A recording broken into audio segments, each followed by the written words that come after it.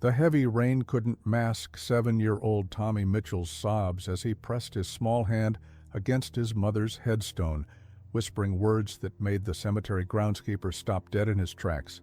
"She's not here. I know she's not here." Marcus Chen, exhausted from another 18-hour day running his tech empire, had only stopped at Golden Oak Cemetery to visit his own wife's grave when he heard the boy's desperate words that would trigger memories of a decade old.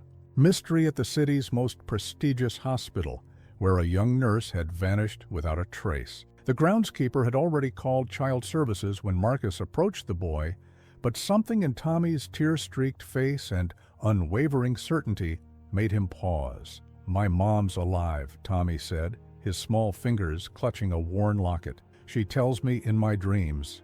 3 years earlier, Sarah Mitchell had been the kind of nurse who remembered every patient's name, who worked double shifts during holidays so others could be with their families, who kept extra granola bars in her scrubs pocket for hungry kids in the emergency room. The security footage from her last night at St. Augustine Memorial showed her walking out at 11:42 p.m., her blue scrubs replaced by jeans and a weathered leather jacket, her dark hair pulled back in its usual practical ponytail. The police would later watch that grainy footage hundreds of times, searching for clues in the way she paused at the sliding doors, the slight hesitation before she stepped into the parking lot. She had looked over her shoulder once, twice, her hand clutching, her phone as if expecting a call. The cameras caught her walking to her car, a used Honda Civic with a faded bumper sticker advocating for nurse-to-patient ratios. After that, nothing. Detective James Morrison had led the investigation, interviewing every member of the night shift, every patient she'd treated, even the teenage barista who'd made her nightly cappuccino. She was distracted, the barista had said, twisting her apron strings nervously. Usually she'd ask about my college applications, but that night she just kept checking her phone. The hospital's administration had been cooperative, almost too cooperative, Morrison would later note in his personal files. They'd provided all requested documentation, security logs, patient records. Everything was perfect, pristine. Too pristine. But without evidence of foul play, without a body or signs of violence, Sarah Mitchell's case had slowly slid from active investigation to cold case, joining the stack of manila folders that haunted Morrison's bottom drawer. What the security footage didn't show, couldn't show, were the events that had led to that moment. The whispered conversations in supply closets, the encrypted emails sent from the hospital library's computers, the growing knot of dread in Sarah's stomach as she'd pieced together patterns in patient transfers, in missing records, in the quiet disappearances of those who asked too many questions. The footage didn't capture her final phone call, made from a burner phone she'd purchased with cash. "I have proof," she'd whispered, her voice steady despite her trembling hands. "Everything they've been doing, everyone they've—" The line had gone dead mid-sentence. Her son, Tommy, had been 4 years old, already asleep at his grandmother's house when she vanished. He'd woken the next morning asking for his mother, and Margaret Mitchell had done her best to explain, even though she herself didn't understand. How could Sarah just disappear? How could a mother walk away from her child? But Tommy had never believed the official story. Even at 4, he'd insisted his mother would never leave him. As the years passed, his certainty hadn't wavered. While others saw a child's denial, Tommy clung to something deeper, a connection that defied explanation, a bond that transcended the physical world. The police had their theories: voluntary disappearance, tragic accident, possible suicide. But they didn't know about the files Sarah had encrypted, the evidence she'd scattered like breadcrumbs, the truth she'd died or disappeared protecting. They didn't know about the other missing persons cases, the patterns that would only emerge years later when Marcus Chen, standing in a rain-soaked cemetery, would finally start connecting the dots. Margaret Mitchell's modest 2-bedroom apartment had become a shrine to absent mothers. Photos of Sarah lined the walls. Sarah graduating nursing school, Sarah cradling newborn Tommy, Sarah laughing at some long-forgotten joke during a family barbecue. Each morning, Tommy would touch his mother's smile in the largest photo before heading to school, a ritual that broke Margaret's heart and strengthened it simultaneously. The dreams had started 6 months after Sarah's disappearance. At first, Margaret had dismissed them as a child's coping mechanism when Tommy described conversations with his mother, but there was something unsettling about the details, the way he knew things he couldn't possibly know, like the secret hiding placed behind the loose baseboard in Sarah's old bedroom where they'd found her diary.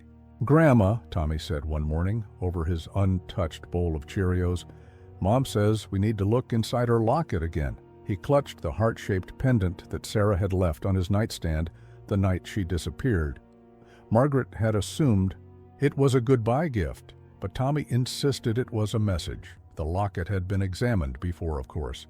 Police had opened it, finding only the expected photos, baby Tommy on one side, Sarah on the other. But Tommy was insistent, and Margaret had learned to trust her grandson's intuition. Together, they carefully pried open the golden heart again. This time, Tommy's small fingers found what everyone else had missed. The backing behind Sarah's photo felt different, slightly thicker. Using a safety pin, Margaret carefully separated the layers of metal, revealing a tiny scrap of paper with numbers written in Sarah's neat handwriting, 47-2391. "It's not a date," Tommy said, with the certainty that always accompanied his mother's dream messages. "Mom says it's a key to finding her truth." Margaret's hands trembled as she wrote down the numbers. She'd spent 3 years telling herself to accept Sarah's death, to focus on raising Tommy, to move forward. But here was something tangible, something that whispered of mysteries unsolved and truths untold. That night, after Tommy was asleep, Margaret pulled out the box of Sarah's belongings that the police had returned. Everything seemed to hold new potential for secrets. Old notebooks, hospital ID badges, even the prescription pad she'd accidentally brought home in her pocket.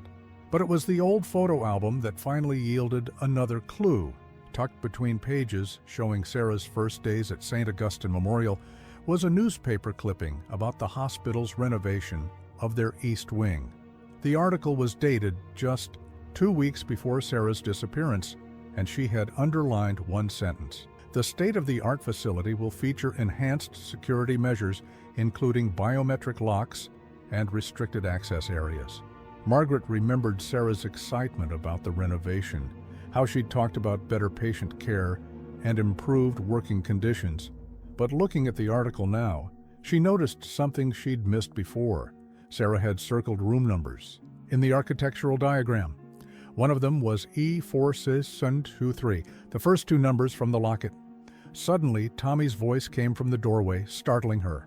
"Mom says we need to find someone who can help us look in the right places," he said, rubbing sleep from his eyes. "Someone powerful enough to open doors that are supposed to stay closed." Margaret gathered her grandson in her arms, breathing in the sweet scent of his shampoo. "Who, sweetheart? Did your mom tell you who can help us?" Tommy shook his head, but his voice was confident. "We don't have to find them. Mom says they'll find us. That's why we were at the cemetery today. She knew he'd be there."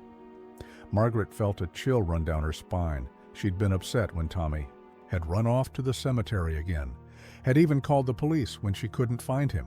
But now she wondered if her grandson's apparent misbehavior had been part of something larger, something set in motion by a mother who refused to be forgotten. In his room, Tommy pulled out a crumpled drawing from under his pillow. It showed a man in a business suit standing next to an impossible building, one that seemed to touch the clouds. "I drew this last week," he said. "After Mom told me he was coming." He pointed to Chinese characters he'd carefully copied at the bottom of the page. "His name is Marcus Chen.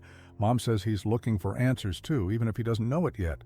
Marcus Chen's penthouse office dominated the Seattle skyline, 68 floors above the rain-slicked streets. The wall of windows offered a view that would have impressed most visitors, but Marcus barely noticed it anymore.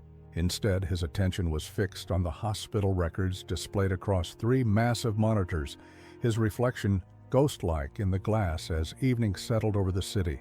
The same hospital.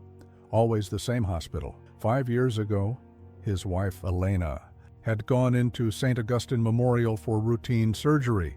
She never came out. The official cause of death was listed as a rare reaction to anesthesia, but something had always felt wrong about the explanation.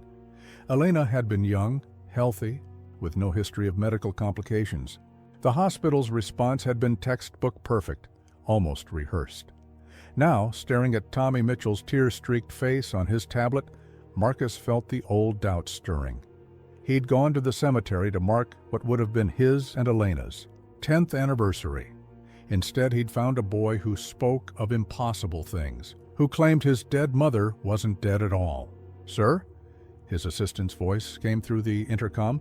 "Detective Morrison is here." Marcus straightened his tie, a habit from his early days when he'd needed to remind himself he belonged in rooms of power. "Send him in."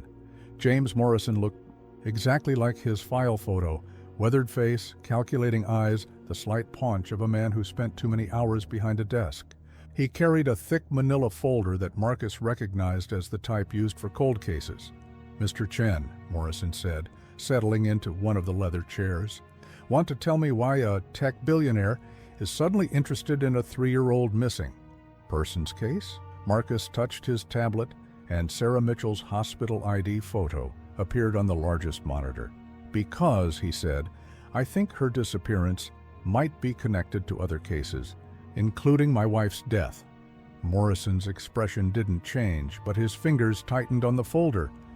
Elena Chen's death was thoroughly investigated. The hospital provided perfect documentation, perfect explanations, perfect liability coverage.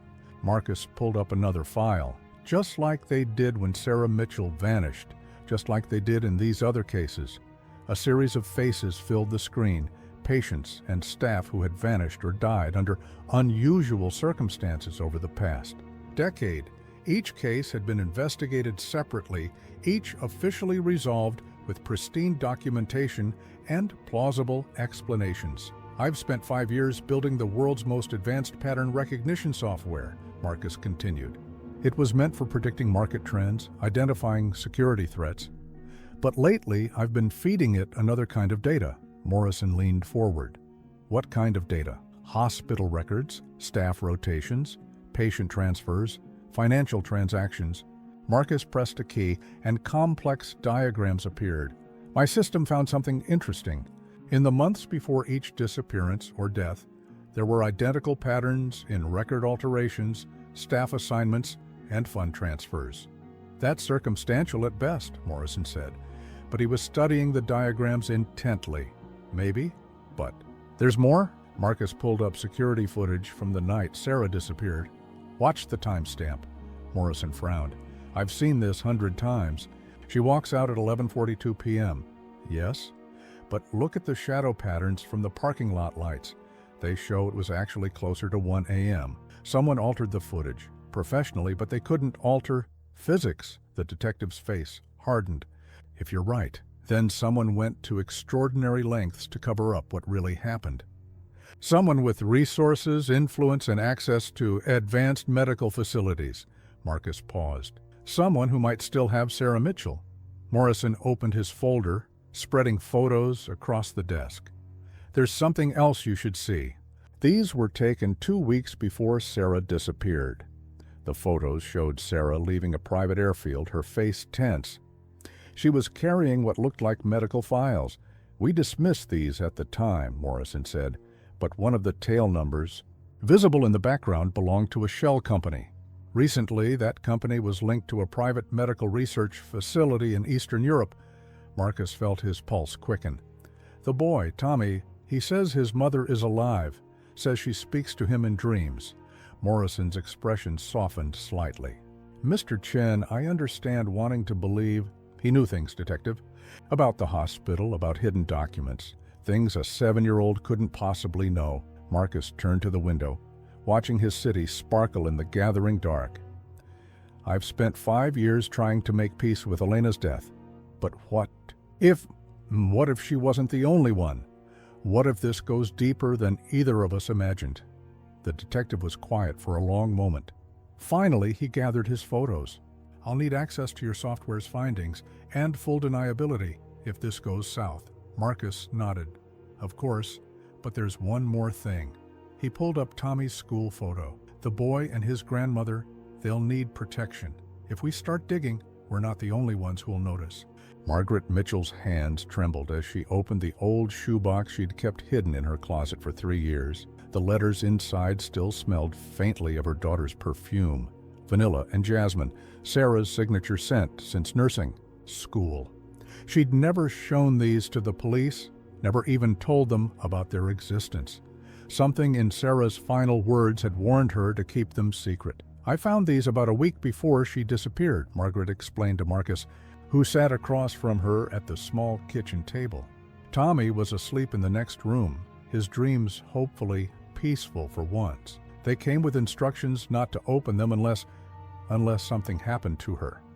Marcus handled the first envelope carefully, noting the precise way it had been sealed. The paper inside was covered in Sarah's neat handwriting, but it wasn't a letter. It was a list of names, dates, and room numbers. Patient transfers, Sarah had written at the top. Pattern emerging, always terminal diagnosis, always wealthy, always disappeared within 48 hours of arrival. Morrison, standing by the window keeping watch, moved closer to examine the document. These dates align with our missing persons cases, but some of these names, they're not in any official record. Because they were never officially admitted, Marcus said, his voice tight with realization. Look at the pattern. They came in through emergency, got transferred to the East Wing, and then nothing. No discharge papers, no death certificates. Margaret pulled out another letter, this one dated just 3 days before Sarah vanished. This one's different, she said softly. This one scared me the most. The paper was crumpled, the writing hurried. Mom, if you're reading this, I was right about everything. The renovations, the new wing, it's all a front. I followed Dr. Whitman tonight. There's a sub-basement that's not on any blueprint. I saw things, equipment I've never seen before, people who should have been dead months ago. They're not treating patients. They're experimenting on them. And, Mom, the worst part? Some of them are staff, nurses, doctors who ask too many questions. I think Elena Chen was one of them. I've hidden everything I've found on a secure server. But I need more proof. Tommy's locket, the numbers. It's not just a combination. It's coordinates. Tell no one. Trust no one. If something happens to me, the letter ended there, the final words trailing off as if Sarah had been interrupted. Marcus studied the locket numbers again. 47, 23, 91. These aren't just coordinates, he said slowly. They're encrypted. The pattern matches an old military coding system. His voice caught. Elena used to work on similar encryptions. Morrison pulled out his phone, fingers flying over the keys. The first two numbers matched that room in the East Wing, but the 91, that could be significant. The hospital underwent major renovations in 1991. Mom says it's deeper than that. Tommy's small voice came from the doorway, making them all jump. He stood there in his Superman pajamas, clutching a worn teddy bear. She says the numbers are like a puzzle piece. You have to look at them backwards, too. Marcus knelt down to the boy's level. What else does your mom tell you, Tommy? She says. There are others like her? Not dead, but not alive either. Like sleeping, but they can't wake up. His small face scrunched in concentration. She says they keep them in cold rooms with lots of lights. And she says Aunt Elena is there too. Marcus felt the blood drain from his face. He'd never mentioned Elena's name to the boy. Margaret reached for her grandson, but Tommy wasn't finished. Mom says we have to hurry. Bad people are coming. They know you're looking for her now. He pointed at Marcus's tablet. They can see. Through those, they watch everything. As if on cue, Marcus's security app pinged. Someone had tried to breach his company's firewall, a sophisticated attack targeting specific files, the ones about St. Augustine Memorial. Morrison moved to the window again, this time with more urgency. We've got company. Black SUV, no plates. Third time it circled the block. Marcus was already moving, gathering the letters. We need to go now. I have a safe house. No, Tommy interrupted with that same eerie certainty. Mom says we have to go to the hospital. Tonight. She says it's the only way. Margaret clutched her grandson's hand. Tommy, sweetheart, it's not safe. It has to be tonight, the boy insisted. The numbers, they're not just a code. They're a time. Mom says at 9:17 the doors will open, but only tonight. She made sure of it. Marcus and Morrison exchanged looks. It could be a trap, but it could also be their only chance. Pack a bag, Marcus decided. Essential items only. Detective, can you... Already on it, Morrison said, phone to his ear. Calling in some people who owe me favors, off the books. As Margaret hurried to pack, Tommy tugged at Marcus's sleeve. Mr. Chen, Mom says to tell you one more thing. She says Aunt Elena left you a message too, in her wedding ring, the one they said they lost during surgery. Marcus felt his heart stop. He'd never told anyone about the missing ring, never included it in any report. But somehow, this little boy knew the game had changed. They weren't just chasing ghosts anymore. They were racing against time, against an enemy powerful enough to make people disappear without a trace. And somewhere in the depths of St. Augustine Memorial, Sarah Mitchell was waiting. Alive or dead, her truth would finally come to light. St. Augustine Memorial's boardroom radiated old money and influence, with its mahogany walls and oil paintings of stern-faced former directors. Marcus Chen sat at the end of the massive conference table, his tablet displaying real-time data, as his security team swept the building's systems. Across from him, Hospital Director Richard Whitman maintained a practiced smile that didn't reach his eyes. Mr. Chen, while we appreciate your company's generous offer to upgrade our systems, I'm afraid I don't understand the urgency of this late-night meeting. Whitman's fingers drummed softly on the polished wood. Surely this could have waited until morning. Marcus kept his expression neutral, thinking of Tommy and Margaret, safely hidden in his private office 2 floors below. Morrison standing guard. Technology waits for no one, Dr. Whitman, especially cybersecurity. The vulnerabilities we detected in your network need immediate attention. A half-truth. His team was indeed probing the hospital systems, but not to protect them, to break them. Every security camera, every electronic lock, every database was being mapped and analyzed. Somewhere in this building, if Tommy was right, a secret waited to be uncovered. Nevertheless, Whitman continued, accessing patient records requires proper protocols, like the protocols followed the night my wife died. Marcus interrupted, watching Whitman's face carefully. Or when Sarah Mitchell disappeared? The temperature in the room seemed to drop 10 degrees. Whitman's smile vanished. Mr. Chen, I understand you're still grieving, but dragging up old cases... Cases. That share remarkable similarities, Marcus pressed. Cases where all the documentation is perfect, where every detail aligns exactly with protocol. Too perfectly, one might say. Whitman stood slowly. I think this meeting is over. Actually, Morrison said from the doorway, badge glinting, it's just getting started. He wasn't alone. 2 FBI agents flanked him, their expressions grim. What is the meaning of this? Whitman demanded, but his voice had lost its authority. We have a warrant to access all records relating to the East Wing renovation of 1991, Morrison explained, as well as current sub-basement operations. Whitman's face went ashen. There is no sub-basement.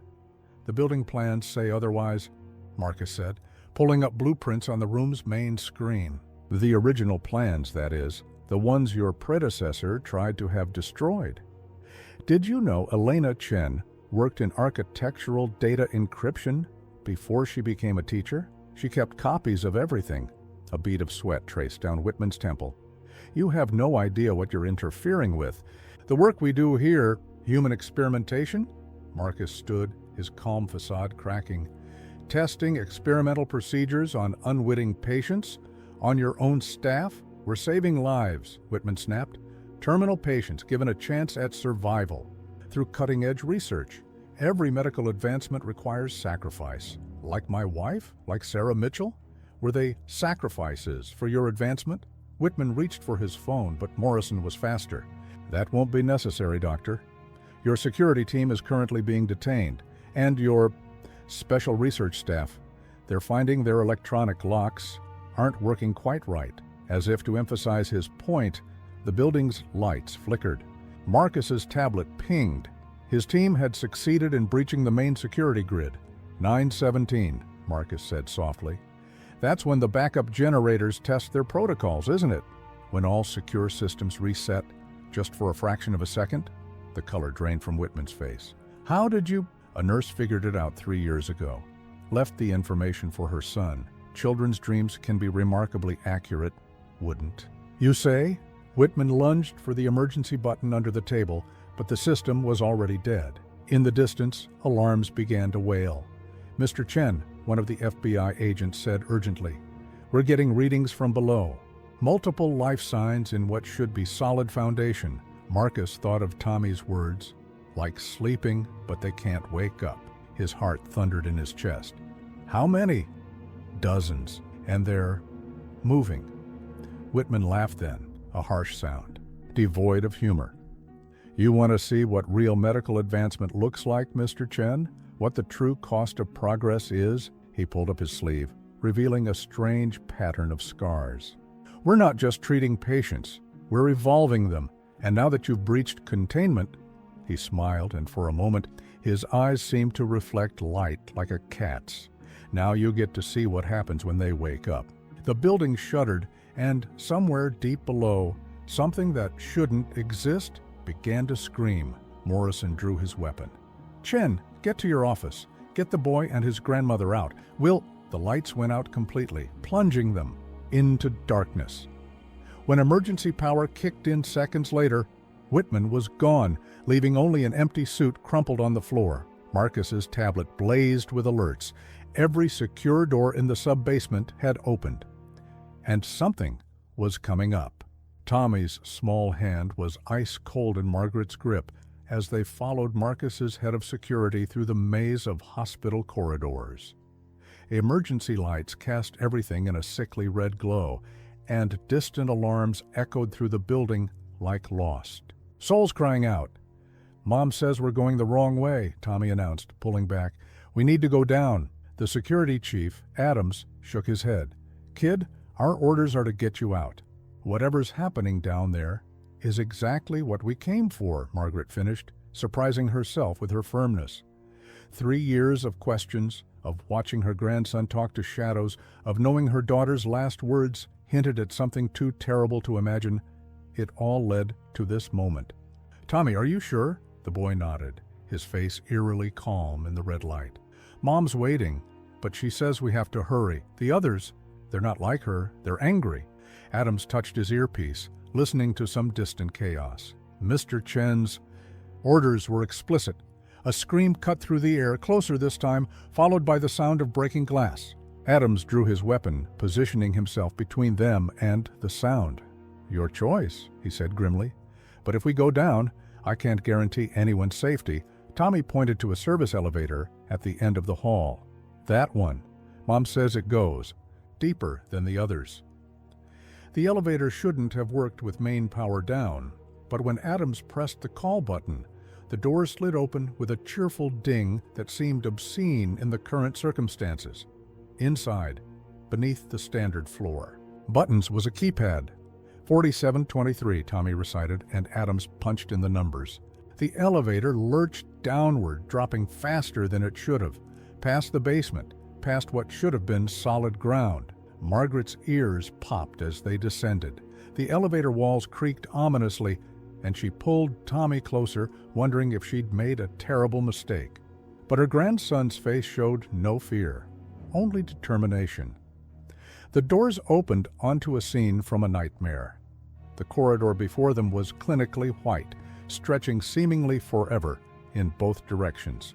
Glass-walled chambers lined both sides, most clouded with some kind of fog. Inside each, shadows moved. "Jesus Christ," Adams breathed, raising his weapon. "They were supposed to be helping people," a familiar voice said from the shadows. Detective Morrison emerged, his suit torn, a nasty cut bleeding above his eye. "Terminal patients," they said. giving them a chance at life. But that's not what this was about at all. He led them past chamber after chamber. Some contained medical equipment Margaret recognized from Sarah's textbooks: ventilators, heart monitors, surgical tools. Others held things that defied description, metallic assemblies that pulsed with an inner light. Human experimentation, Morrison continued, checking around a corner before waving them forward. But not to cure diseases, they were trying to push the boundaries of human evolution, using experimental drugs, genetic manipulation, quantum mechanics they barely understood. Some subjects were willing. Terminal patients promised a miracle. Others, he glanced at Tommy, others were chosen because they discovered the truth. Sarah, Margaret whispered.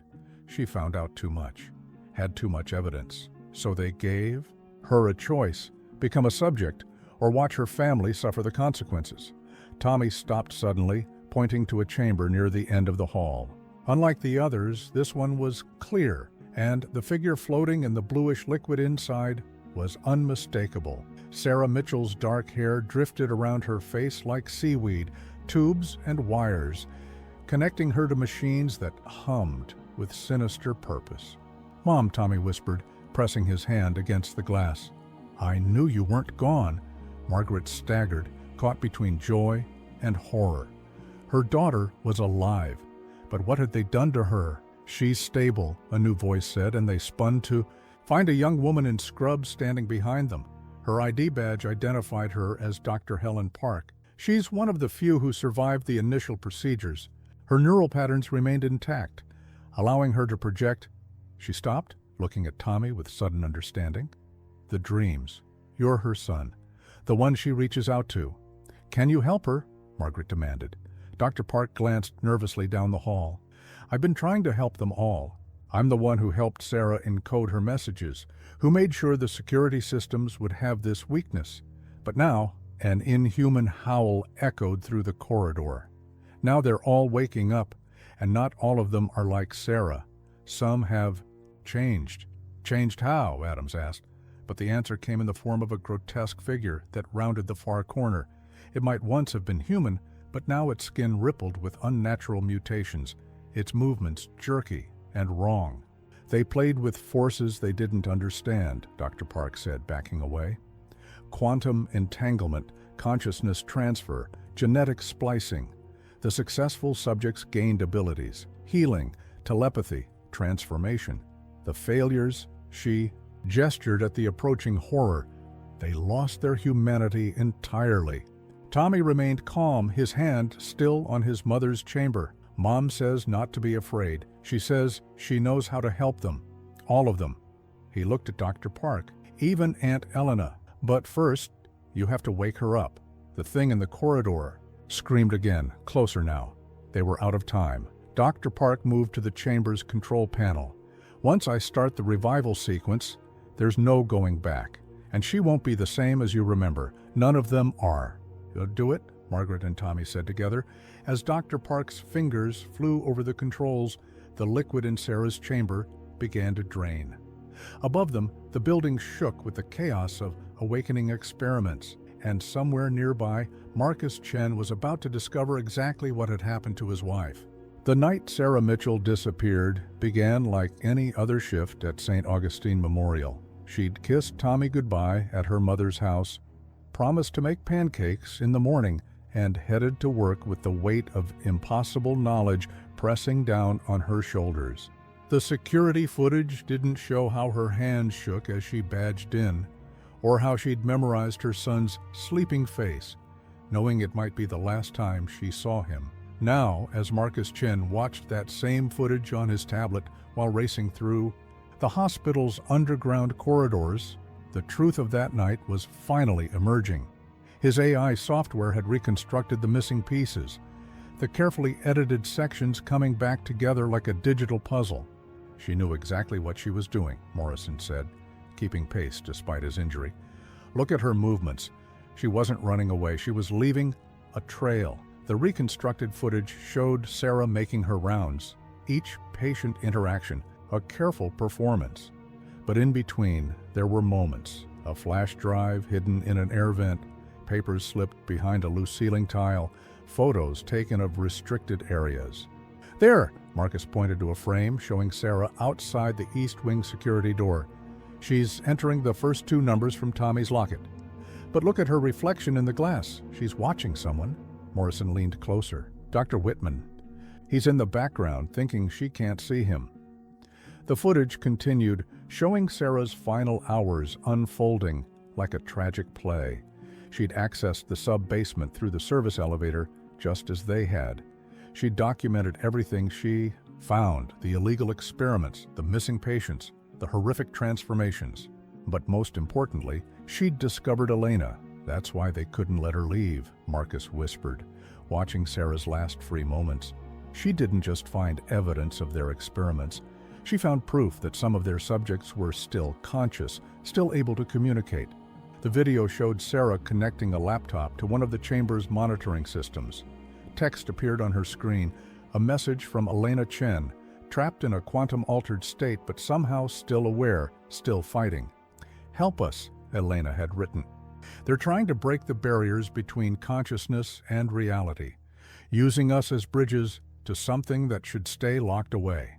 Sarah's response was quick. "Your husband. He needs to know." "No," Elena's message was urgent. "They'll take him too. Need to wait. Building evidence. When the time is right."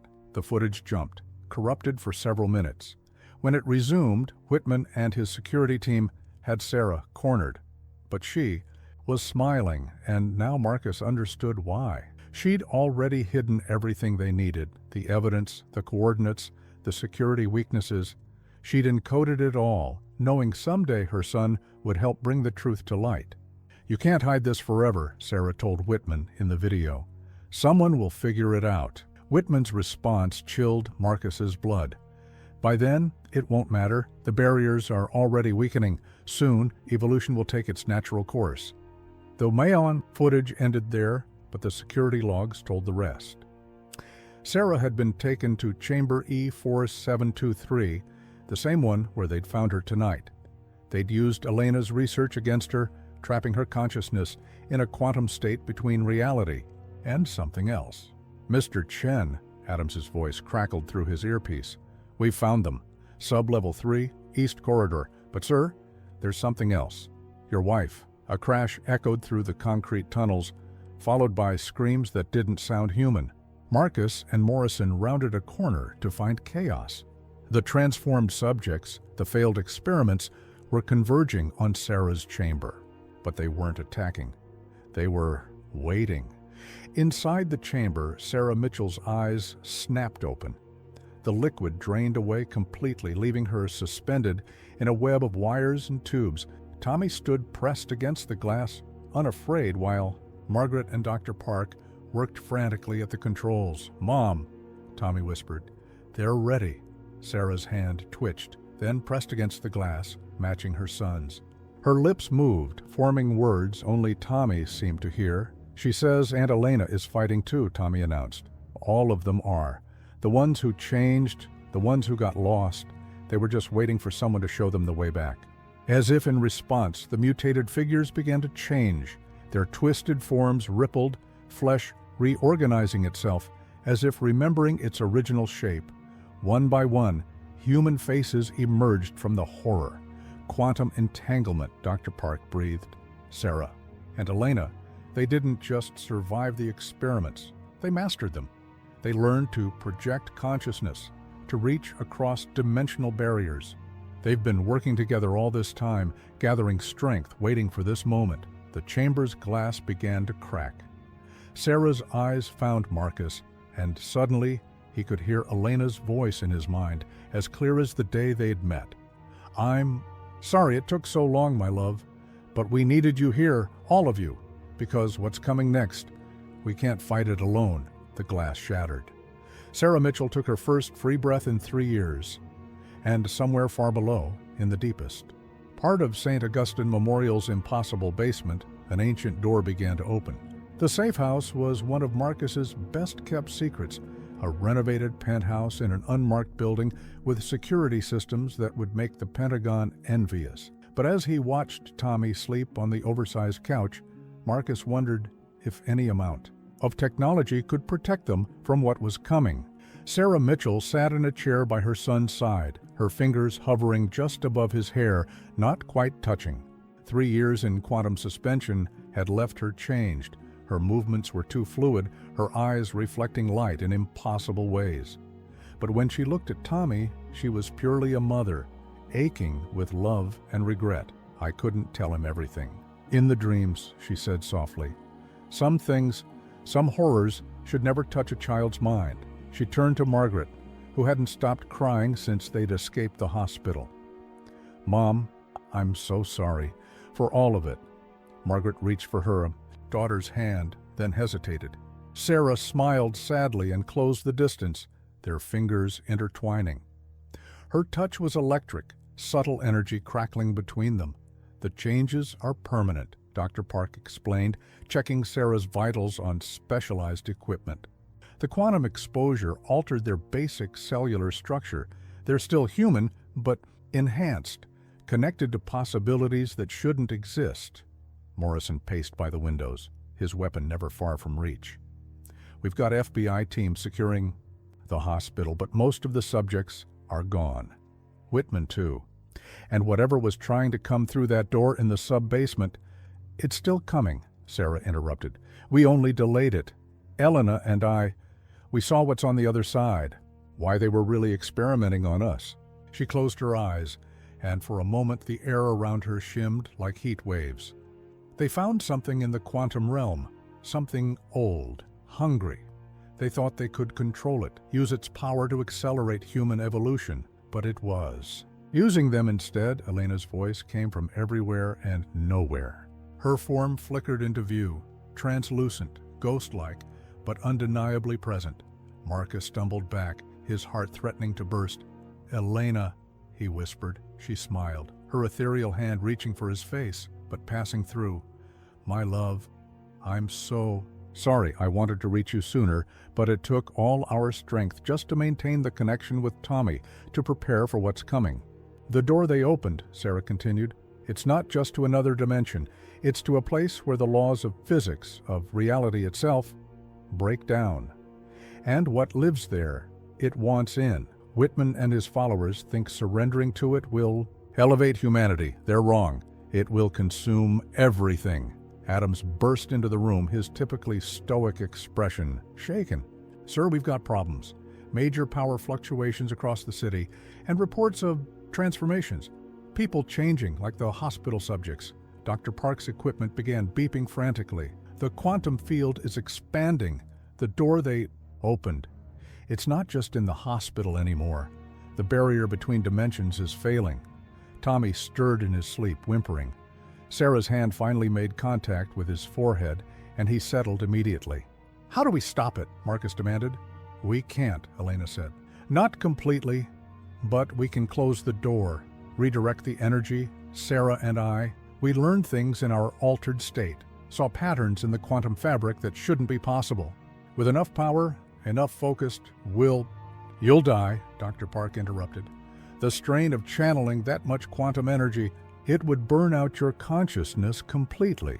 Sarah smiled that strange, sad smile again. We're already dead in all the ways that matter. But Tommy, she looked at her son with fierce love. Tommy needs a world to grow up in, a future, worth fighting for. Suddenly, every electronic device in the room went haywire. Through the windows, they could see parts of the city going dark, while others blazed with impossible light. In the distance, something vast and shapeless began to rise from the direction of St. Augustine Memorial. They're trying to force the door open completely, Elena said urgently. Whitman and the others, they're channeling the quantum energy through the hospital's power grid. If they succeed, how long do we have? Morrison asked. Hours, maybe? Less. Once the barrier fails completely, there's no going back. Reality itself will start to unravel. Marcus looked at his wife's spectral form, at Sarah holding her sleeping son's hand, at the team of unlikely allies gathered in his secret sanctuary. Then we go back, he said, back to where it started, and we end this. Not all of us, Sarah said firmly. Tommy and Mom, they need to be as far from the hospital as possible. The quantum energy, it affects children differently, more strongly. That's why he could hear me so clearly. If he's too close when we try to close the door, Margaret stood straighter, years of protecting her grandson, giving her strength.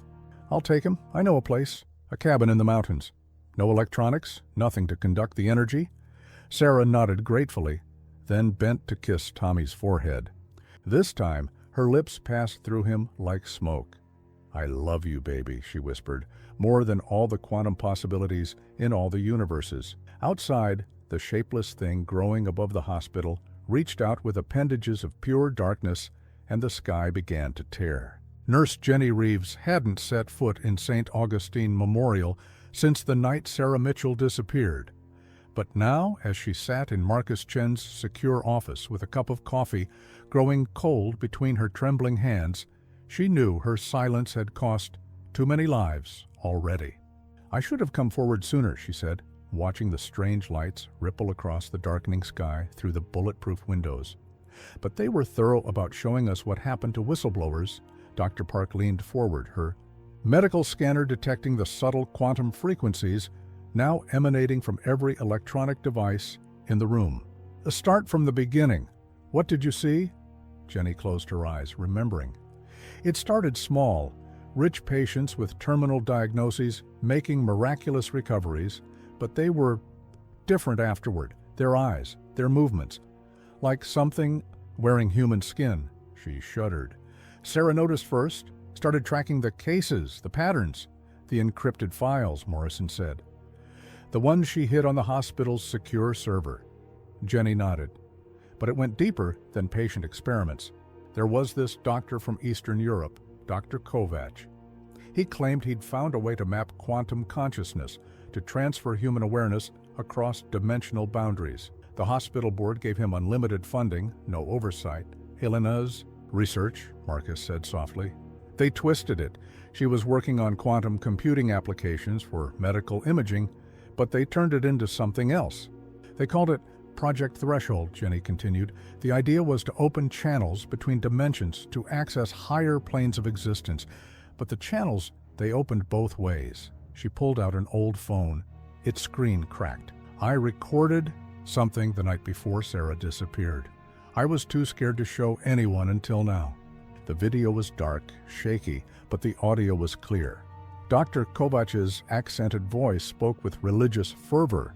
The entity responds to consciousness. It feeds on it, yes, but it also elevates it. Each subject who survives the transformation becomes a beacon, drawing it closer to our reality. Soon, the quantum barrier will be thin enough, Sarah's voice interrupted. You're killing people. The ones who don't transform, the failed subjects. Where are the bodies? No bodies, Kovac laughed. The entity consumes everything, but those it favors, those it changes, they become something glorious. Ask your friend Elena Chen. She touched the other side, saw its beauty. Why do you think she never truly died? The video ended with Sarah's sharp intake of breath. The next night she vanished, Jenny said, but not before she sent me this. She handed Dr. Park a small USB drive. It's everything she uncovered. The real numbers, the hidden facilities worldwide. They're all connected, all working toward the same goal, thinning the barriers between dimensions. Dr. Park plugged the drive into her specialized tablet, and encrypted files began decoding themselves. My God, she whispered, the quantum frequencies, the transformation patterns, they're not random. They're building to something. A cascade effect. Helena's ethereal form materialized, making Jenny gasp. Each transformed subject creates quantum instability, making the next transformation easier. They're trying to reach critical mass. Sarah appeared beside her, her form similarly translucent. The quantum energy in the room made the air crack with static.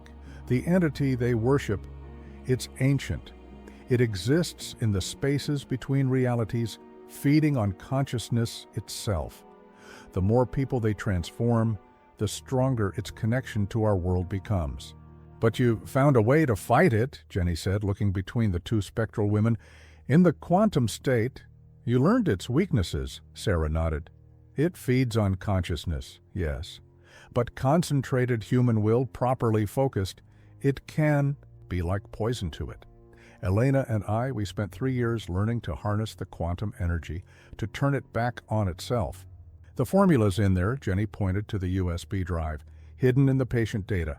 Sarah encrypted it in the genome sequences of the transformed subjects, but it's not complete. She hid the final piece somewhere else. In Tommy, Sarah said, softly, in his dreams. The entity can't access children's consciousness the same way. Their minds are too pure. That's why he could hear me when no one else could. Marcus studied the decoding files, his tech expertise finding patterns in the chaos.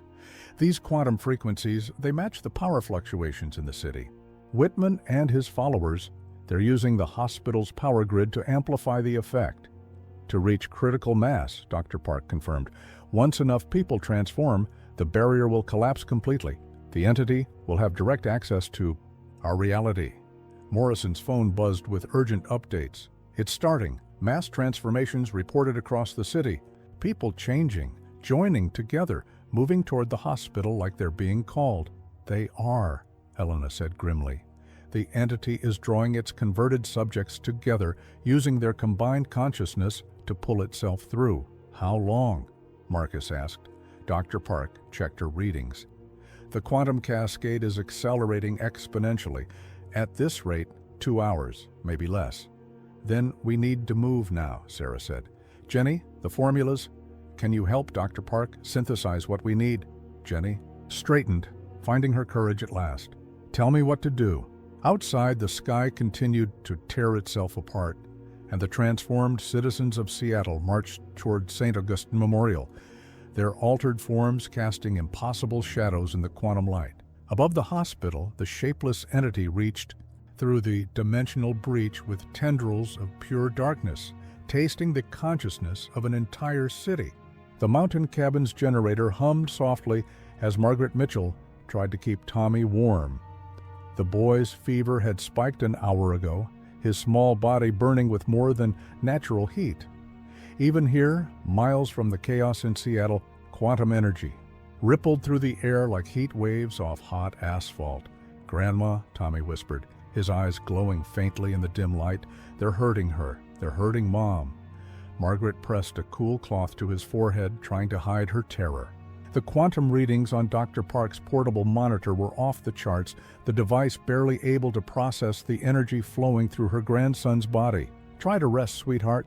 Your mom is strong? No. Tommy sat up suddenly, his skin flickering, with the same translucent quality they'd seen in Sarah and Elena. You don't understand. They're using her, Mr. Whitman and the others. They're using all of them to open the door wider. The cabin's few electronics sparked and died, but Tommy's voice carried otherworldly echoes as he continued. I can see it now. The thing on the other side, it's so hungry. It's been hungry for so long. Back in Seattle, Marcus Chen watched in horror as Sarah and Elena's spectral forms convulsed in agony. The hospital's main power grid had been converted into a quantum amplifier, with Whitman using the transformed citizens as living conductors. Each new conversion sent waves of energy toward the dimensional tear growing above the building. Their consciousness, Dr. Park said, monitoring the quantum frequencies, he's using the converted humans as a network, channeling their combined awareness to stabilize the breach. And Sarah and Elena, they're like batteries to him. Their enhanced quantum state makes them perfect conduits. Jenny worked frantically at a makeshift lab station, synthesizing the formula they'd decoded. The molecular structure is unlike anything I've seen. It's not just chemicals, it's like we're trying to distill consciousness itself. Morrison burst into the room, his suit torn and bloody. The perimeter's failing. The converted are overwhelming our defenses, and they're not just mindless drones anymore. They're coordinating, adapting, learning. Of course they are. Whitman's voice came from everywhere and nowhere. His form shimmered into view, but he was hardly human anymore. His body rippled with quantum energy, his eyes pools of swirling darkness. This was always the plan. Evolution demands adaptation. The entity doesn't destroy consciousness, it elevates it, combines it. Soon, all human awareness will be unified in its glory. Marcus lunged for him, but his hands passed through Whitman's quantum-shifted form. "You're killing them! Elena, Sarah, all of them! Killing them?" Whitman laughed, the sound distorting reality around him. "I'm freeing them, just as I was freed, just as you all will be." He gestured, and the walls became transparent, showing the horror unfolding across Seattle. Thousands of transformed citizens moved as one, their combined consciousness reaching toward the entity like a living telescope.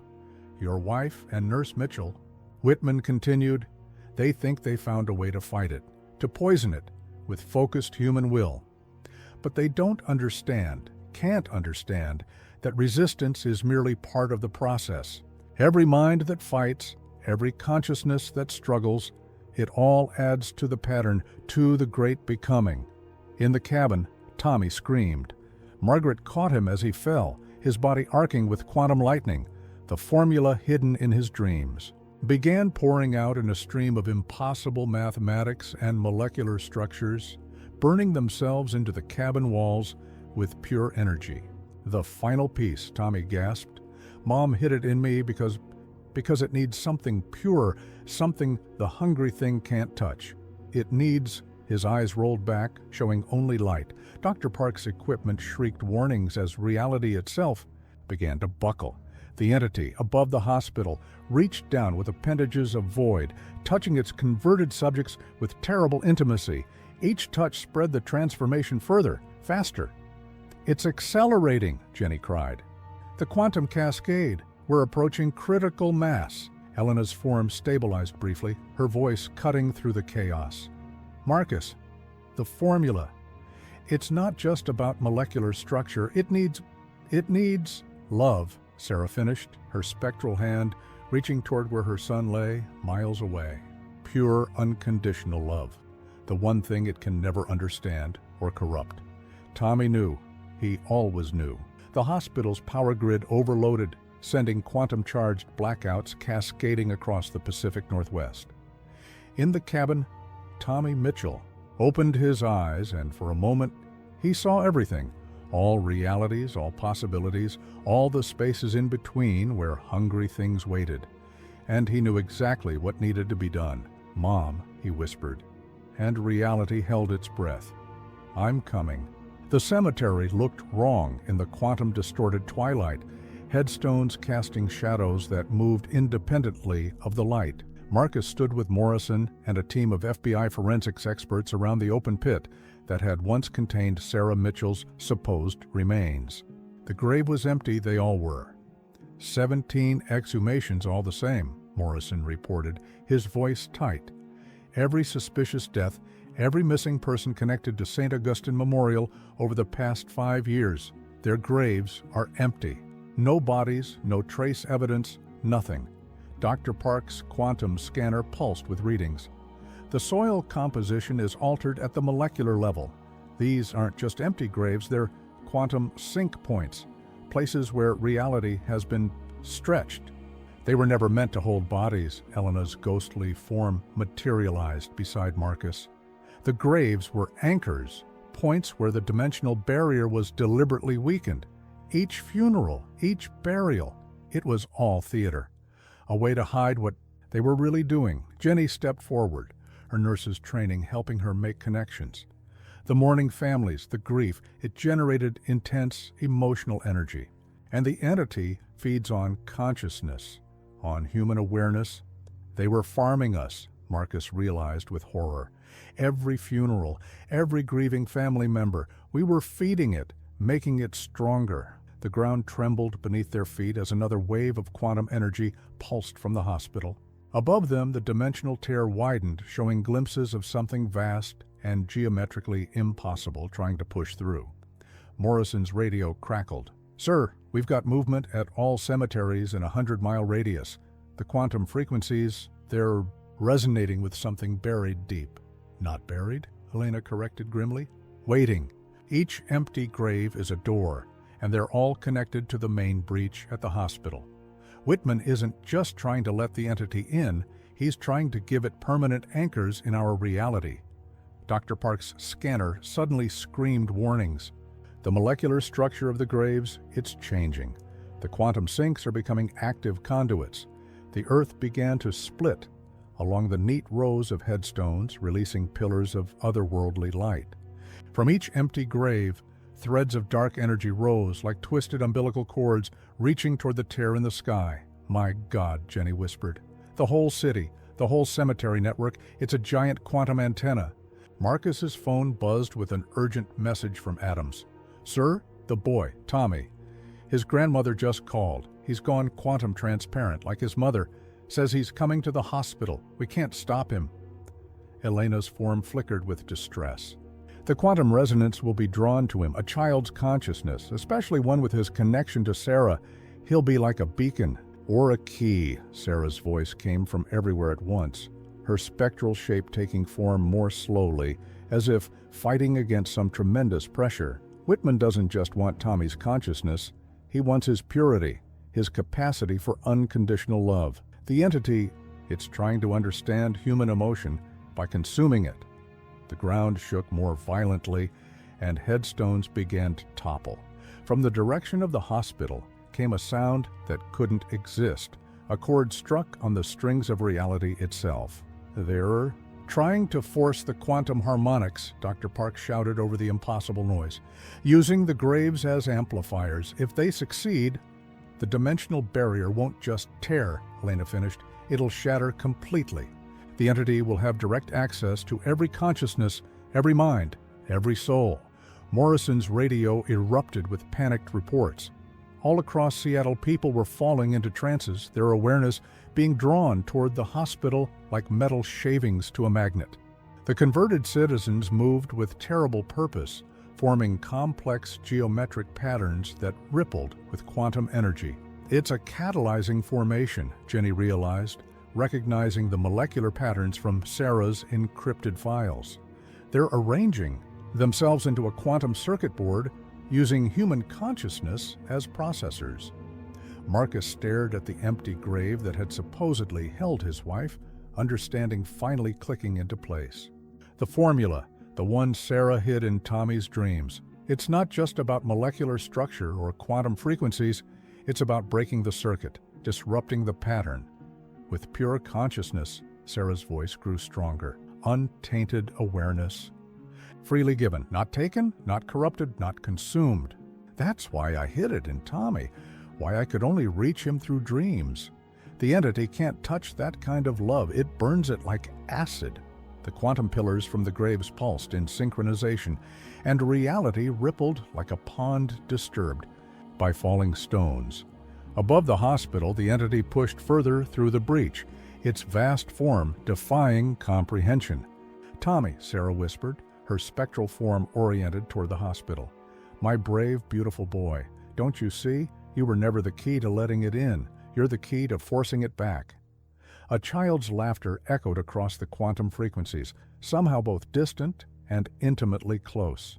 Tommy Mitchell was coming, carrying within his pure consciousness the power to either save humanity or become the final component in its consumption. The empty graves sang their impossible chord, calling to something that should never have been awakened. And in the space between moments, between realities, a 7-year-old boy walked toward his mother's voice, carrying salvation or damnation in his unconquerable heart. The deepest level of St. Augustine Memorial's underground facility looked like a fusion of operating theater and quantum physics lab. Banks of computers lined the walls, their screens displaying impossible calculations. In the center, a massive, circular platform pulsed with dark energy, surrounded by medical equipment that had been modified far beyond its original purpose. Marcus, Morrison, and their team moved carefully through the space, weapons ready, though they all knew conventional. Arms would be useless against what they faced. Dr. Park's quantum scanner spun in endless circles trying to process the readings. The energy signatures, she whispered, they're off the charts. This equipment, it's not just measuring quantum states, it's manipulating them, creating permanent breaches between dimensions. Jenny moved to one of the modified medical stations, her nurse's training helping her understand the horrific adaptations. These aren't life support systems anymore. They're consciousness extraction devices. They weren't trying to save terminal patients. They were harvesting their awareness at the moment of death. When consciousness is most vulnerable, Elena's spectral form explained, flickering like bad reception. Most open to other influences. She gestured to a wall of photos, hundreds of faces, each marked with dates and quantum frequency readings. They're test subjects, some willing, some not. Marcus found Elena's photo among them, then Sarah's. Both marked with the same designation, Priority Integration Asset. They knew Sarah materialized beside him, her form stronger here in the heart of the quantum field. They knew some of us would survive the initial transformation, become something new. They counted on it. Morrison's flashlight beam caught something moving in the shadows, a figure hunched over a console, fingers flying across keys. Dr. Kovacs didn't look up as they approached, his body shifting between solid and translucent states. Beautiful, isn't it? He asked, his accent thicker than in Jenny's old video. The quantum harmonic convergence. Soon the barrier will be thin enough. No more need for complicated procedures for careful selection of subjects. Everyone will transform. Everyone will join the greater consciousness. You're talking about the end of humanity, Marcus said. Kovacs laughed, the sound distorting reality. Around him, no, Mr. Chen, I'm talking about its evolution. Your wife understood in the end. Why do you think she fought so hard to maintain her quantum state? To reach across dimensions? To stop you? Elena's voice was steel. To protect what makes us human. Human? Kovacs' form rippled, showing glimpses of something else beneath his skin. Humanity is a transitional state, a cocoon to be shed. The entity shows us what we can become, what we were always meant to be. The central platform's pulsing intensified, and the air filled with whispers in languages that had never existed. On Earth, Dr. Park's scanner began to smoke. The quantum frequency, she said urgently. It's harmonizing with the symmetry network. The dimensional tear is stabilizing. Jenny moved to another console, trying to make sense of the readings. These energy patterns, they match Tommy's fever spikes. They've been using him as a tuning fork, using his connection to Sarah to calibrate their frequencies. The boy is special, Kovacs admitted. His consciousness, so pure, so untainted, the perfect catalyst for the final transformation. When he arrives, if you touch my son, Sarah's form blazed with sudden light, I will tear reality apart to destroy you. That's exactly what we're counting on. Whitman's voice came from everywhere at once as his quantum-shifted form emerged from the shadows. Other figures followed, the transformed hospital board members, their bodies rippling with otherworldly energy. Your protective instinct, your maternal love, its pure consciousness in its most potent form. The entity feeds on all awareness, but some flavors, he smiled, showing too many teeth. Some flavors are more nourishing than others. The platform's pulsing reached a fever pitch, and above them, through layers of hospital and sky, they could feel the entity pushing harder against the dimensional barrier. The converted citizens above ground move faster, their geometric patterns growing more complex. You're not just letting it in, Marcus realized with horror. You're teaching it. Every consciousness you feed it, every emotion it consumes, it's learning how to exist in our reality. Learning how to remake reality, Kovacs corrected. The entity has existed since before time, before space. It knows truths you're limited human. Mind cannot comprehend, and soon he never finished. A wave of pure quantum energy swept through the facility, shorting out every system.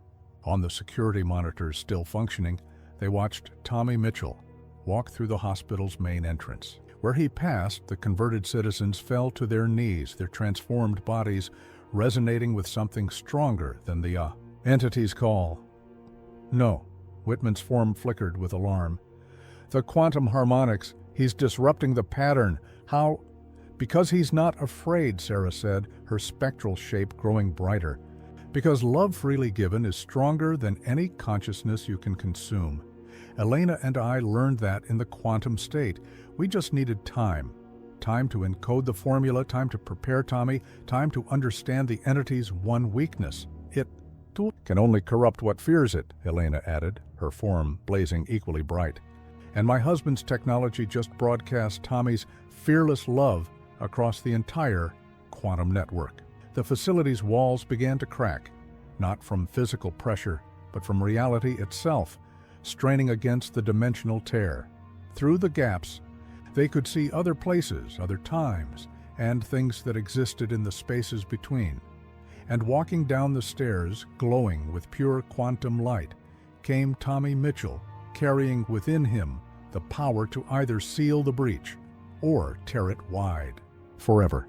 Time seemed to fracture in the quantum-charged atmosphere of the facility. Marcus watched as multiple realities overlapped. In one, Tommy was just reaching the stairs. In another, he was already among them. In a third, he was everywhere at once. His consciousness expanded by his mother's quantum gift. "The formula," Jenny called out, her fingers flying over a console that still functioned. "It's rewriting itself in the system. The molecular structure is evolving."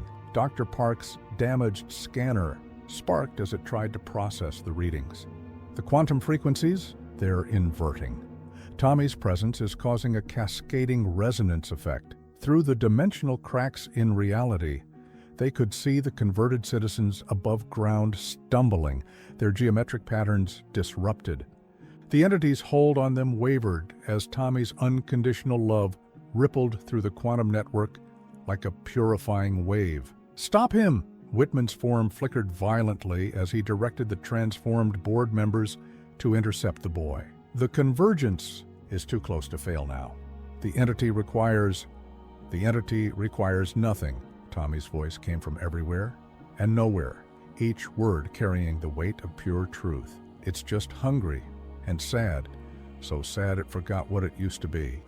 Sarah's spectral form brightened as her son's consciousness touched hers across the quantum field. "Tommy, baby, be careful. The quantum energy is part of me now, Mom, like it's part of you and Aunt Elena." Tommy appeared at the top of the facility's central platform, his small form glowing with internal light. "I understand now why you hid the formula in my dreams, why it had to be love." Kovacs lunged for the main control panel, his partially transformed body leaving trails of quantum distortion in the air. "The entity offers evolution, transcendence. You would deny humanity its destiny? That's not evolution," Elena's ghost said, her form taking on more substance as she drew power from Tommy's. "Presence, that's consumption. Destruction hidden behind pretty lies about transcendence." Marcus's quantum-enhanced security systems began picking up alerts from around the world. Other facilities, he realized, reading the data. They're all activating. "This was never just about Seattle." "Of course not," Whitman laughed, his form stabilizing enough to show what he'd truly become, something that wore human shape but was hollow inside, filled with dancing shadows. "The entity requires a global consciousness network. Every quantum facility, every converted subject, every empty grave, all connected, all ready to welcome our new reality." Morrison's radio crackled with reports from his FBI teams. "Sir, we're getting similar readings from hospitals worldwide. Quantum events spreading exponentially. Mass conversions beginning in major population centers. 47 minutes to critical mass," Dr. Park announced, her voice tight with fear. "Once the quantum cascade reaches saturation, the dimensional barrier will collapse completely," Kovacs finished, triumph in his inhuman voice. "No more boundaries, no more limited human consciousness, only the entity's infinite awareness." Tommy walked calmly down the platform steps, each footfall leaving ripples in reality itself. The transformed board members tried to grab him, but their quantum-shifted forms couldn't touch him. His purity burned them like acid. "You forgot the most important thing," he said, looking at Whitman with infinite compassion. "When you let it start feeding on you, when you helped it feed on others." "And what's that, child?" Whitman sneered. That love doesn't need to evolve. It's already perfect. Tommy reached the bottom of the steps. Mom showed me, in the dreams, how to hold on to that, even when the quantum energy tried to change her. How to keep something pure inside no matter what happens outside. He turned to Marcus. That's how Aunt Elena held on too. Love for you. Love stronger than the entity's hunger. The facility's quantum field fluctuated wildly as Tommy's words resonated through it. Above them, through the dimensional tiers, they could see the entity pause in its attempts to breach reality. For the first time, it seemed uncertain. Jenny, Sarah called urgently, the formula. Input it now. While the field is destabilized, use Tommy's quantum signature as the carrier wave. Jenny's nurse's training merged with her new understanding of quantum mechanics as she worked the modified medical equipment. The molecular structure, it's not just science, it's poetry, the chemistry of pure emotion. 38 minutes to critical mass, Dr. Park warned.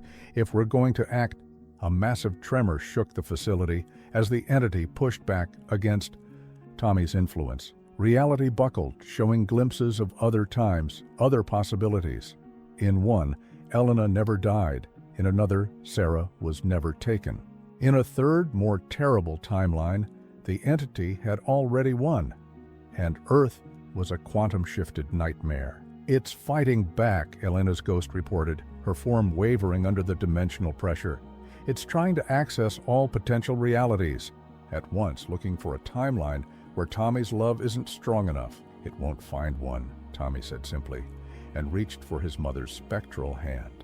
Because in every reality, in every possibility, I love you, Mom, and nothing, not even a hungry God, can change that. The quantum field screamed as pure love met infinite hunger, and the fate of all possible worlds hung in the balance. The moment Tommy's hand touched Sarah's spectral form, every quantum sensor in the facility overloaded. Mother and son glowed with a light that had nothing to do with physics and everything to do with the purest form of love humanity could produce. For the first time in 3 years, Sarah Mitchell felt solid, real, anchored by her son's unwavering heart. My beautiful boy, she whispered, pulling him close. You've grown so much. The entity above the hospital recoiled, its vast form rippling with what might have been pain. The converted citizens throughout Seattle stopped their geometric patterns, turning toward the hospital as if hearing a new, more powerful song. The quantum frequencies, Dr. Park gasped, staring at her backup scanner. They're harmonizing in a way I've never seen. The resonance pattern, it's not just scientific, it's beautiful, Jenny finished, tears streaming down her face as she watched the molecular formula rewrite itself across her screen. Like a symphony written in quantum mathematics, Marcus felt Elena's presence strengthen beside him, her ghostly hand becoming almost solid enough to touch. Through the facility's monitoring systems, they watched as the entity's hold on reality began to waver. Impossible! Whitman's transformed body convulsed, shadows leaking from his eyes. The entity's hunger cannot be denied. The quantum convergence was always going to fail, Tommy said, still holding his mother, because you didn't understand what you were dealing with. The entity isn't a god. It's just lost, hungry, because it forgot how to be full. Through the dimensional tiers in reality, they could see the entity more clearly now, not the cosmic horror Whitman and his followers worshipped, but something infinitely sadder. A consciousness so vast it had forgotten its own beginning, consuming others in an endless attempt to remember what it had lost. 22 minutes to critical mass, Dr. Park announced, but her voice held hope now. The formula, it's not just affecting our reality, it's reaching through all possible timelines, all potential worlds. Elena's form solidified further as she moved to the central platform, because love doesn't just exist in one reality. It's the constant that binds all possibilities together. Sarah and I learned that in the quantum state, watching all the different timelines play out. In every single one, Tommy never stopped loving his mother. Marcus never stopped loving me. And that love, Sarah added, is what the entity couldn't corrupt. couldn't consume.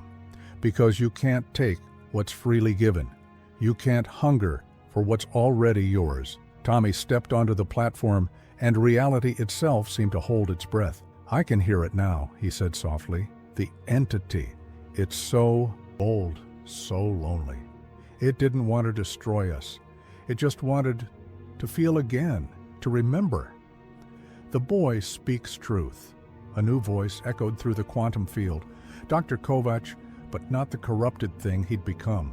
This was his consciousness from moments before his transformation, preserved in the quantum network. I saw it at the end, before the hunger took me. The entity. It was like us once. Before time, before space, before it forgot how to love. Jenny's console lit up with new data. The formula's complete, the quantum resonance. It's creating some kind of feedback loop through the entity's own consciousness, helping it remember, Tommy said. Like Mom helped me remember her through the dreams. Sometimes, when you're lost, you just need someone to show you the way home. The entity's vast form shuddered, and through every dimensional tear, they could see versions of the same moment playing out across infinite realities. In each one, love confronted hunger. In each one, memory fought against forgetting. 17 minutes to critical mass, Dr. Park reported. But the quantum cascade, it's changing. The pattern isn't just breaking down, it's reconstructing itself. Morrison's radio crackled with updates from around the world. The converted citizens, they're reverting. The quantum corruption is being purged from their systems. It's like they're being reminded of who they really are, Sarah finished, holding her son tighter. Just as the entity is being reminded of what it used to be. Whitman screamed as shadows poured from his transformed body. "No! The power! The evolution! You can't deny us transcendence." "Not denying it," Tommy said. "Gently, just showing you a better way. The entity doesn't need to consume consciousness to understand it. It just needs to remember how to share it." Through the facility's sensors, they watched as the quantum network that had been built to enable consumption began to transform. Though empty graves that had served as dimensional anchors now pulsed with clean light. The converted citizens worldwide didn't revert to their old selves, but neither did they remain corrupted. Instead, they became something new. Consciousness expanded but not consumed. Awareness heightened but not destroyed. The formula, Jenny breathed, watching it cascade through every system. It's not just stopping the entity, it's healing it, healing everything. Sarah's quantum-shifted form began to change, becoming neither ghost nor solid, but something in between. Elena, too, shifted, her consciousness finding a new way to exist. Above them, through layers of hospital and sky, the entity's vast form started to radiate not hunger, but something that felt almost like joy. "Mom?" Tommy looked up at Sarah's transforming face. "Are you going away again?" Sarah smiled, her new form settling into a state that bridged realities. "No, baby. I'm coming home. We all are, just in a different way than before." The quantum field hummed with new possibility, as pure love reminded infinite hunger what it had forgotten. That the greatest evolution comes not from consuming consciousness, but from sharing it. The raid on St. Augustine Memorial would later be classified as the most significant event in human history that almost no one remembered. As Tommy's quantum-enhanced love rippled through the facility's networks, reality itself began to heal, sealing dimensional tears, even as it transformed those caught in the convergence. Marcus led the final sweep through the sub-basement levels, accompanied by Morrison's FBI team and Dr. Park's constantly beeping sensors. The converted hospital board members lay unconscious, but alive, their bodies slowly reverting to human form while retaining traces of quantum enhancement. Whitman alone remained conscious, weeping in a corner as shadows leaked from his transforming flesh. "The entity," he mumbled, "it showed me such wonders, such terrible, beautiful wonders." "It showed you what you wanted to see," Elena said, her new quantum hybrid form allowing her to interact with physical objects even as she existed partially in other dimensions. Your own hunger reflected back at you. Jenny and a team of trusted medical staff moved through the chambers that had housed the experimental subjects, checking vitals and administering the stabilizing formula that Tommy's presence had helped complete. Most were alive, their consciousnesses returning from wherever the entity had scattered them. Their cellular structure, Dr. Park reported, scanning each patient. It's unlike anything in medical science, not quite human anymore, but not corrupted either. They're evolved, but on their own terms. Sarah, also in her new hybrid state, moved among the patients with practiced nursing efficiency despite her transformed nature. The entity didn't just give them back, she explained. It gave them back better. Once it remembered its own original nature, it understood the difference between consuming consciousness and elevating it.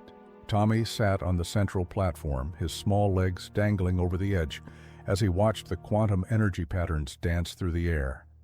The entity's vast presence still loomed above the hospital, but its nature had fundamentally changed. Where there had been hunger, there was now something like contentment. It was so simple, he said, his voice carrying echoes of other realities. It just needed someone to love it without fear, to show it that it didn't have to be alone. Morrison's radio crackled with updates from around the world. The other quantum facilities were being secured, their converted subjects returning to consciousness with new awareness. The empty graves in countless cemeteries now pulsed with gentle light, no longer doorways for a cosmic horror, but bridges between states of being.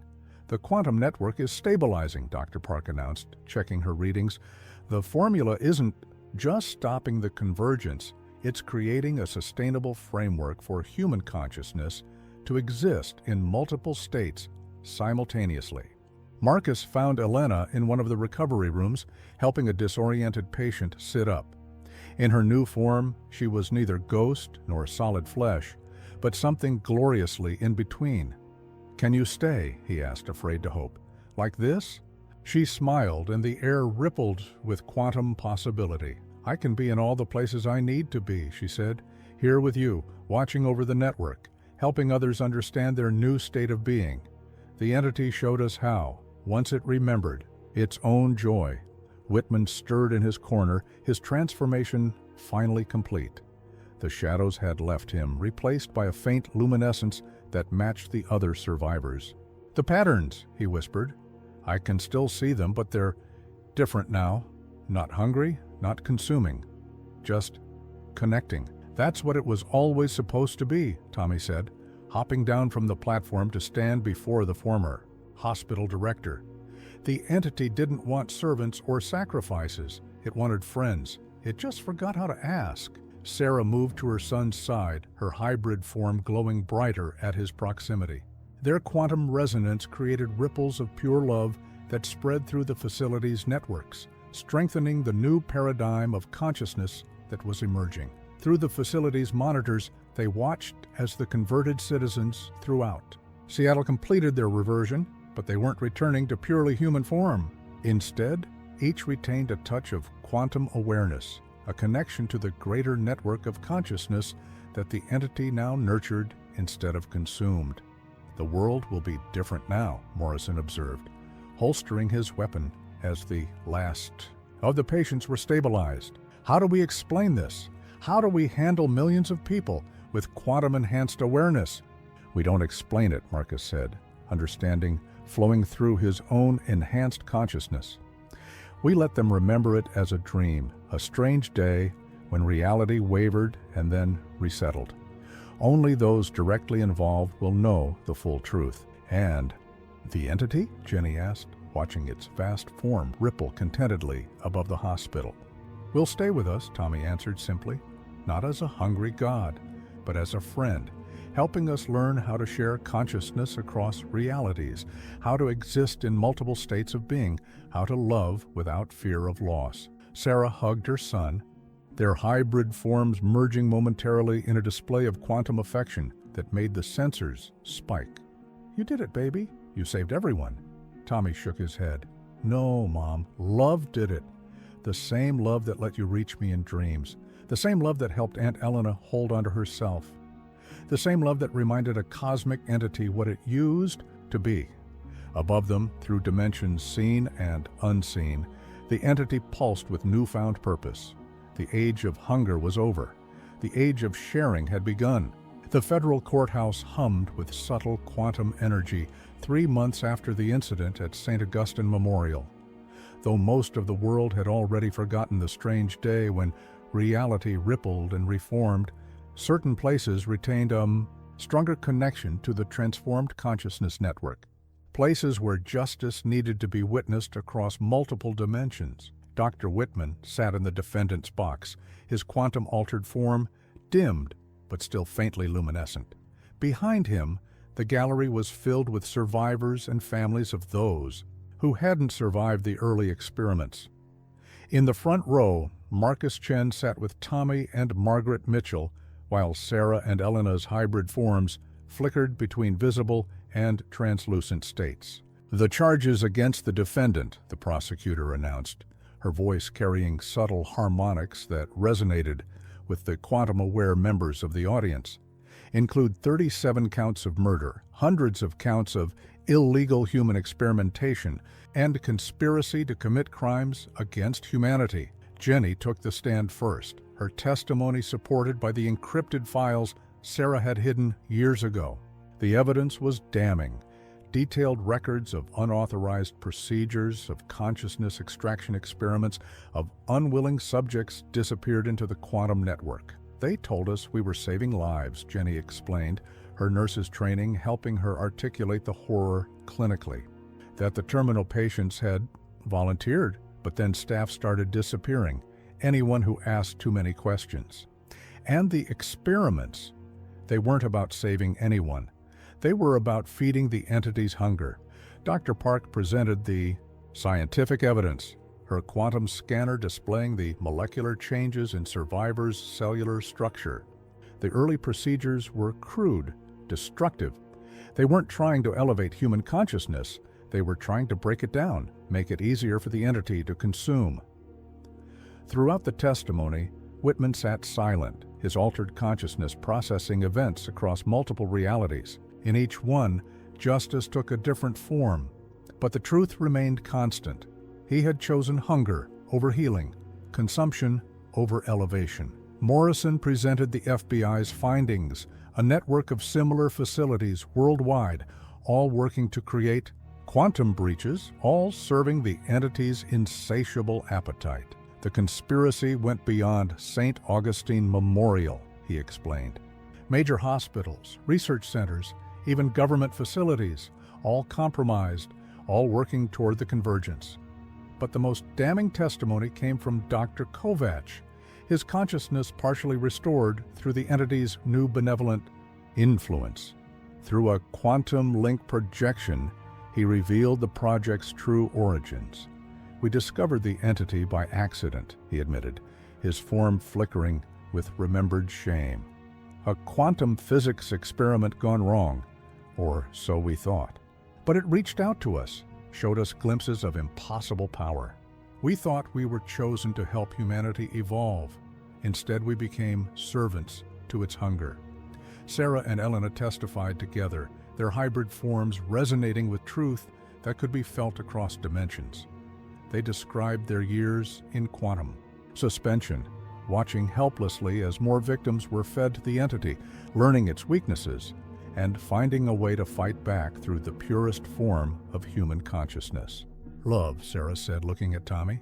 Not just emotion, but a fundamental force of reality itself, something the entity had forgotten in its eons of lonely existence. The defense argued for leniency, citing Whitman's own transformation and the entity's influence. But the quantum resonance in the courtroom rippled with the pain of countless victims, their consciousness echoing across the network that now connected all quantum-enhanced humans. The jury deliberated for less than an hour.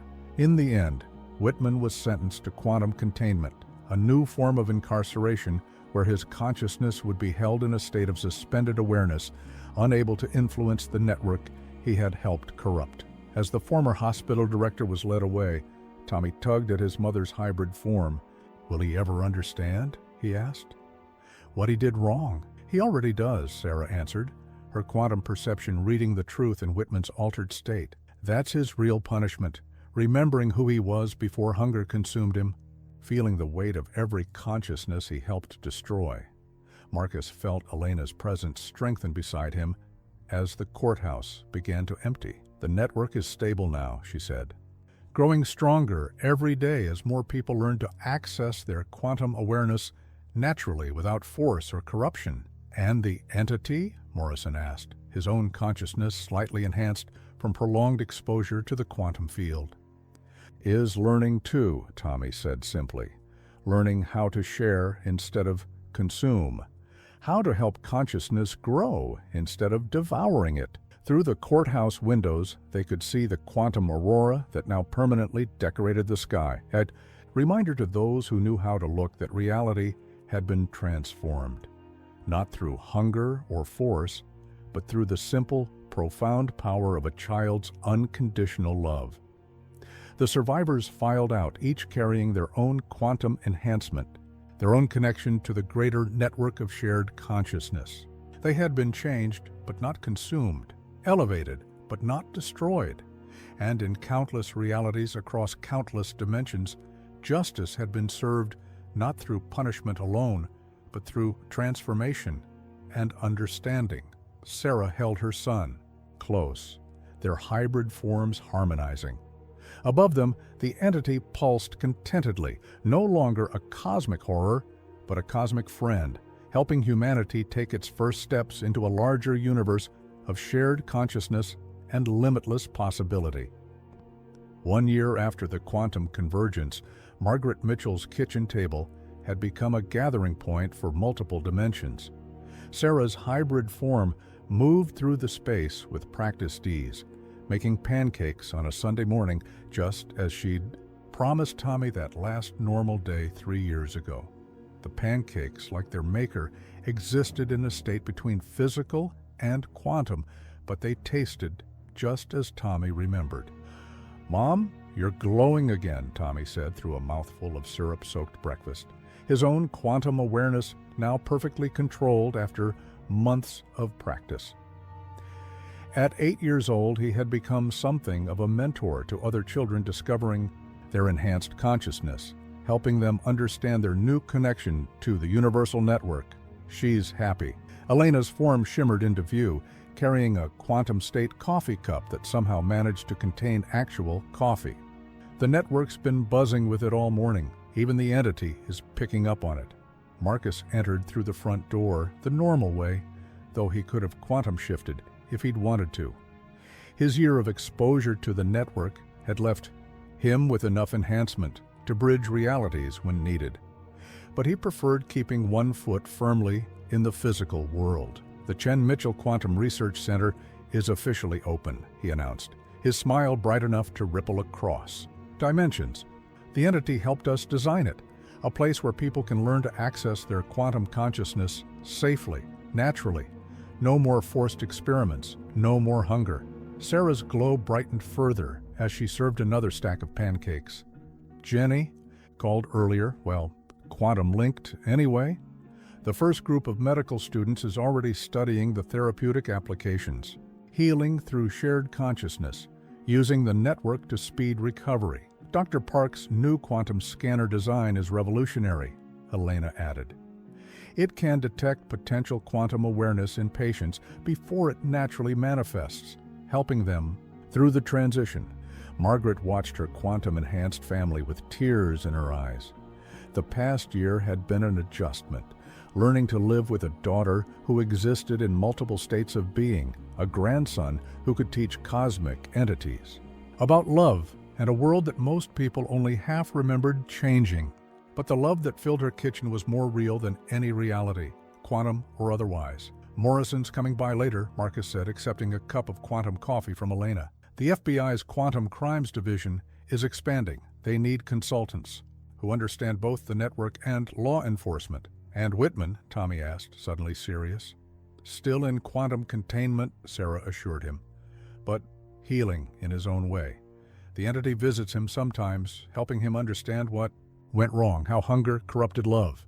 Through the kitchen window, they could see the quantum aurora that had become a permanent fixture in the sky, a gentle reminder of humanity's expanded consciousness. Children played in the yard next door, their natural quantum awareness letting them see and interact with multiple realities without fear or confusion.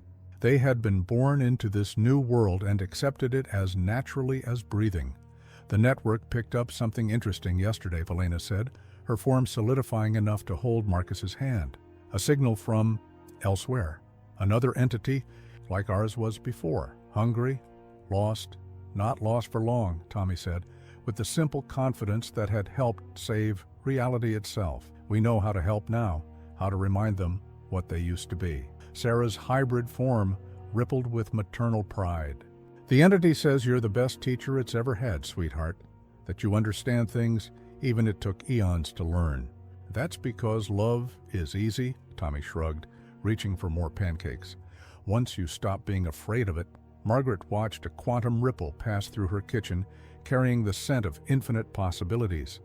Outside, the entity pulsed, contentedly in dimensions both seen and unseen. No longer a cosmic horror, but a friend helping humanity navigate its expanded consciousness. The quantum network hummed with shared awareness, connecting minds and hearts across realities. You know what this means? Sarah asked, her form shifting between mother and nurse, and quantum being with fluid grace. More work for all of us, more lost entities to heal, more people discovering their quantum awareness who'll need guidance, more pancakes to make, Tommy added seriously, making everyone laugh. Marcus squeezed Elena's semi-solid hand. More love to share across more realities than we ever imagined existed. More family, Margaret said softly, looking at her impossible, wonderful quantum-enhanced loved ones. Just more. The morning light streamed through the kitchen window, refracting through layers of reality. On the quantum network, consciousness flowed and merged and grew, carrying humanity toward its next evolution. Not through hunger or force or consumption, but through the simple, profound power of love, freely given and joyfully shared.